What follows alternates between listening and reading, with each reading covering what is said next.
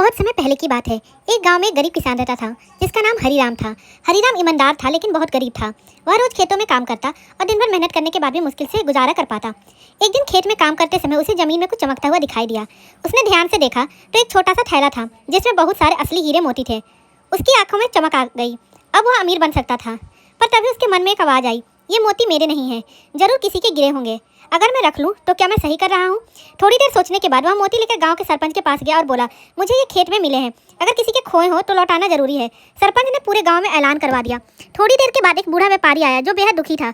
उसने कहा, मैं यात्रा पर था और मेरी कीमती मोतियों का थैला कहीं गिर गया। ये वही है। हरीराम ने थैला लौटा दिया।